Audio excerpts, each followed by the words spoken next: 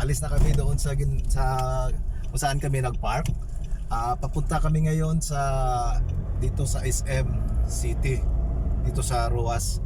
At saka mga kawander, ito tour ko kayo. Ito yung mga, kasi dito mga kawander, maliit lang kasi ito mga eskinita dito sa Ruas City.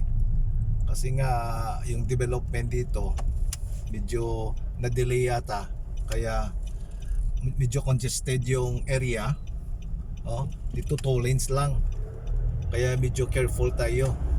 Yun yung sa harapan natin, yung sasakyan ng pinsan ko na sumusunod kami kasama yung kapatid ko. Hindi ko kasi kabisado dito yung road, kaya sabi ko sa kanya, mauna na lang siya, susunod na lang kami. So kasama ko dito si YP at saka yung anak namin na babae. So hindi ko lang alam kung anong street ito, pero actually medyo familiar din sa akin, pero hindi ko masyado kabisado ngayon kasi nga matagal na kasi na hindi ako nakabalik dito sa Ruas. Hindi naman kasi ako dito pumupunta ako sa Ruas, pero hindi naman nagstay nito na matagal. Sometimes 1 day, 2 days, ganun lang. Wonder. So lalabas na yata kami doon sa pinaka main road. So dito sa kanan ko parang church din ito. Ito siguro church ng Protestant. Hindi ko lang alam kung anong pangalan. Yung kanan, yung T-junction. Parang kakanan yata kami. Doon yata papunta kasi yung location kasi ng ESM doon papunta sa beachfront, sa shoreline. Pag dito naman sa kaliwa, babalik tayo ulit doon sa may rotunda na kung saan nandoon yung provincial capital at saka yung simbahan. At doon sa may doon sa bridge, pag pass ka doon sa bridge, diretso na doon palabas. Pwede ka na maka-exit doon papuntang Iloilo, at saka kung gusto mo pupunta doon sa north ng Iloilo, yung sa Estancia. Pero doon mamaya makita nyo kung makadaan kami doon, nandun din yung Robinson.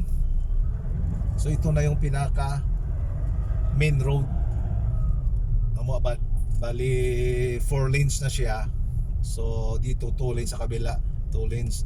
Ito pala yung Ruas Memorial Provincial Hospital. Iconic din ito. Matagal na rin ito, ilang dekada na rin ito. At saka makita mo nandoon na yan. Dito yata ang pinaka-progressive na area. Kasi nandito yung Gaisano, nandito tingnan mo, mayroon na yung drive-thru. At kung itong way din pala mga kawander, papunta din ito sa International Airport ng Ruas City. Dito yun din yung daan. Ito yung Gaisano. So doon yata sa kabila yung SM City. Kasi yung SM City yata nung kailan lang yun na-construct. Hindi ko lang matandaan kung anong year, pero hindi pa siya masyadong luma. Nakaka-wonder.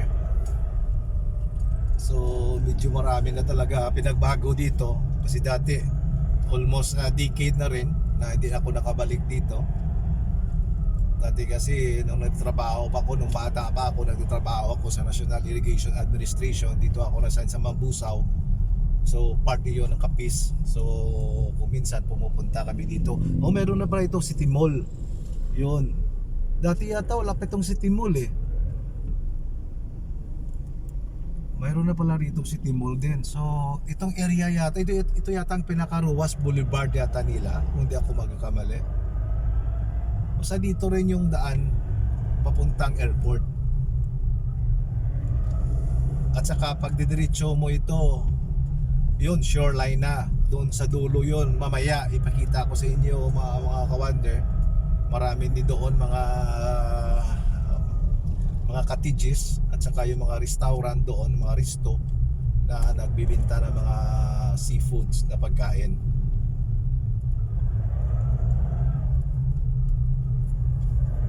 So dito medyo malayo-layo ng konti yata pa eh, o baka malapit na lang. Alam ko yata para doon ito. Yun yata parang dyan na yan. Yan, ito na yata yung SM City dito sa Roas. Ang airport yata doon pa after pa ng SM City. So ito yung Roas, SM City Roas. Hindi naman siya ganun kalaki, pero maganda rin. At saka ito pala yung harap pala siya ng Colegio de la Purísima College. Ito yung engineering nila na dito. Ito yung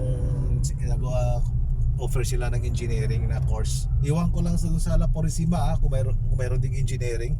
Hindi ko kasi kabisado talaga dito na yung mga school dito. Alam ko lang yung mga pangalan, pero mayroon pa yata silang Pillar College, yung parang private school din yun, yung Pillar. Ito, so hanap muna kami ng parking. At saka dito na kami siguro magla-lunch dito sa SM City. So maganda rin pala yung wifi, no? Yung SM dito, at saka medyo malaki rin yung parking space niya. So first time natin dito pumunta, di ba, wifi? Yes. Dati Robinson pa lang nung pumunta tayo dito. That means last year hindi pa ito na-construct, di ba? Kailan ba tayo pumunta dito? Kailan ba tayo pumunta dito? Sa Roas? Kasama si Toto?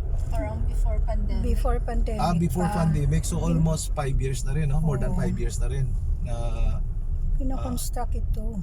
ito pala kino-construct pa lang that time nang pumunta tayo dito. So dito yata tayo sa likuran maghanap ng parking. So iba yung design, pero yung kulay ng paint niya iba yung kulay doon sa SM City sa Iloilo. Yes.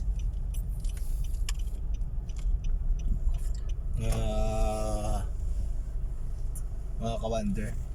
So mga kawander, so magpa-park muna kami. So i-update ko lang kayo mamaya, mga kawander. So thank you mga kawander. Mamaya samahan nyo kami ulit, no? I-update ko sa inyo yung